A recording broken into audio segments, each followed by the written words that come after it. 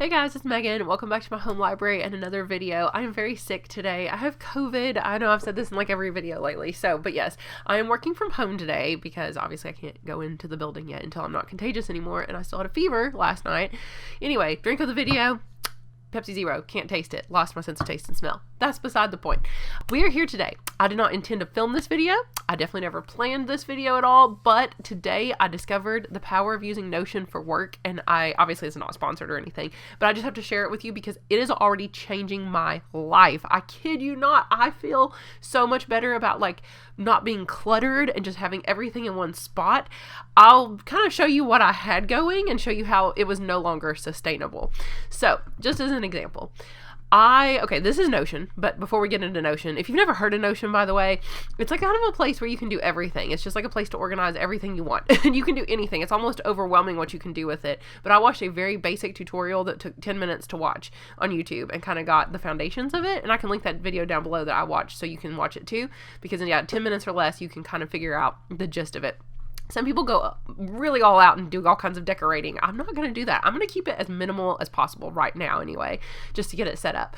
So here's the problem. What I was doing was not sustainable. I have been using Google Keep. The Google Keep list goes on like forever.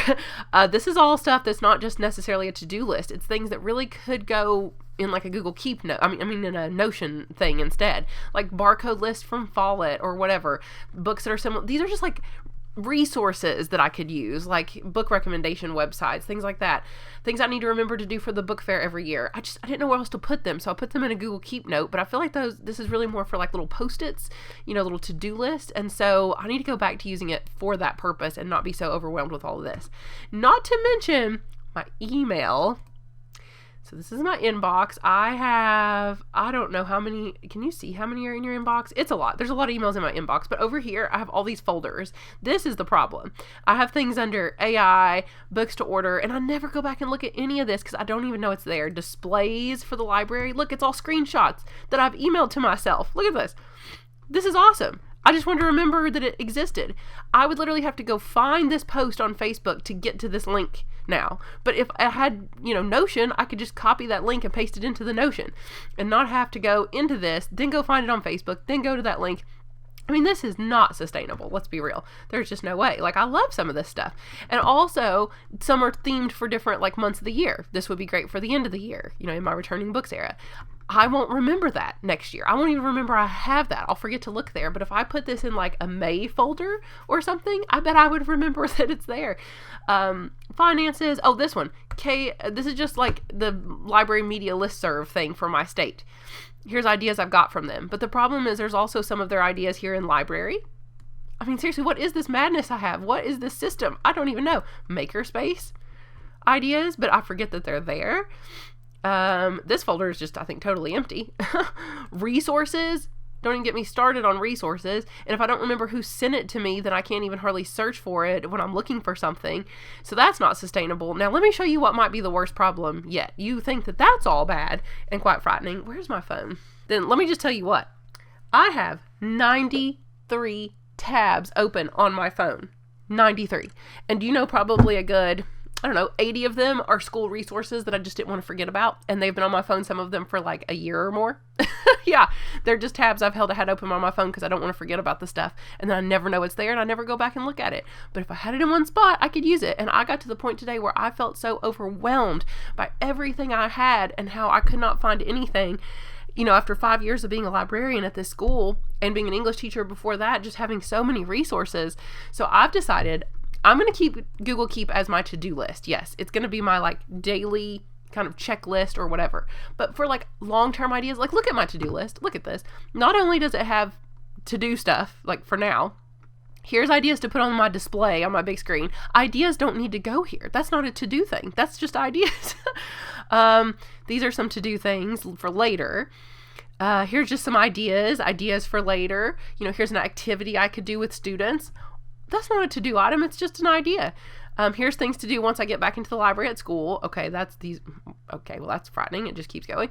And then after school starts, here are some things I need to do. But a lot of them are, once again, just ideas. Yeah, look at this. This to-do list is astronomical and impossible. I could truly make it a to-do list if I took out all the items that are not things I need to do. They're just ideas. So I started using Notion for my own personal self a while back.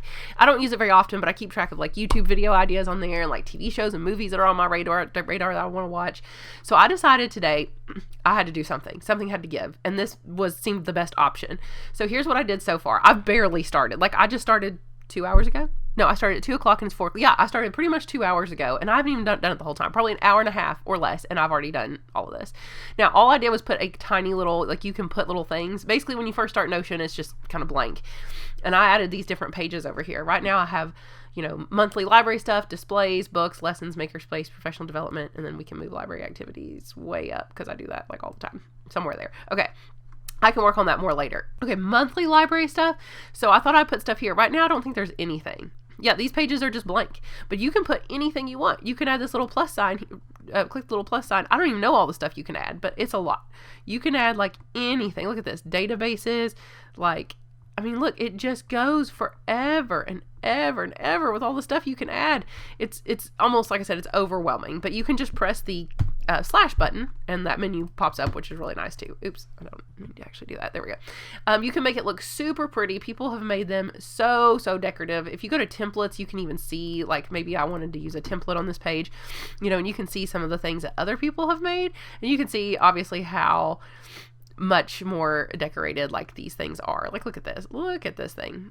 You can do crazy stuff with it, like way crazy stuff, and you can put things wherever you want. It's almost too much freedom. I don't even know what to do with all the freedom of what you can do with it. But right now, very simple, very basic. I think that's the way to go to get started, at least. Maybe forever, just because I kind of want it simple. I don't want anything overwhelming. I might put a little quote up here. I think you can add a comment. Yeah, I think I'll put like a little quote, little motivational quote on everything or something. Oh gosh, I don't know how to undo that. Okay, well, I don't know how to get rid of the comment thing, but that's okay.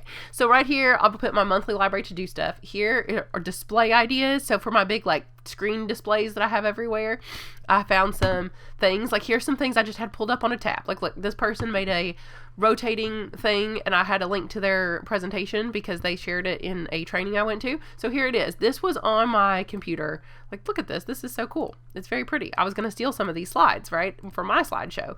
But I just had it open as a tab for some unknown reason, that I was just going to have it indefinitely, I guess, as a tab that was open until something happened and my computer crashed and I didn't have the tab open anymore or something. I don't know what my plan was there. New books. If I want to put new book slides on there, I can use some of these. I found some of these that were really cool. Like, I did just get this one. No, that's a little long. I did just get this book in, but yeah, this might need to be cut down for a TV display. But yeah, I put these ideas there.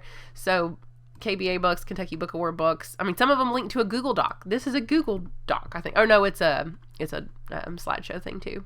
PowerPoint thingy, but sometimes they'll link to like a document or a website, or like you can put anything you want. You can put a picture, it doesn't matter. Library activities, book trailers. I'm going to put a link to my book trailer document. Here's a list of some other book trailers I found. And I mean, I've got a million things I can add to this list too, which is great. And you can add pages within pages within pages if you want. You can make this look way prettier. You can have a cool layout for it. Here's lessons I might teach. Here's information literacy.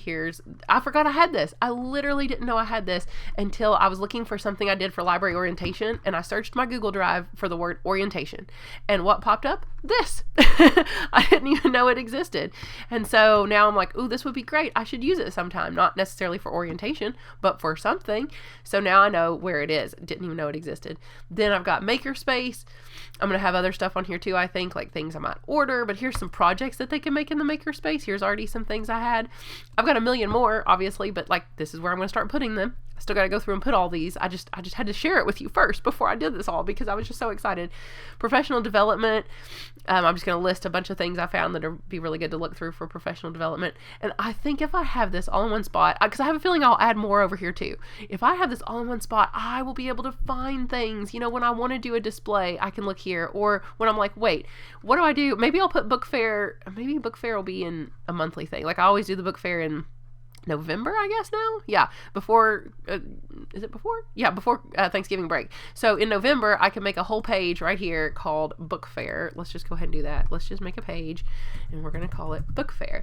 And then just to show you, you can add a cover, change cover. You can make it just a color or a picture. You can upload your own picture, put a link to a picture, or right here you can search. So I'm going to put Book Fair. I don't think they'll have anything. That seems really specific. Oh, maybe they do. Look at that. There are pictures for Book Fair.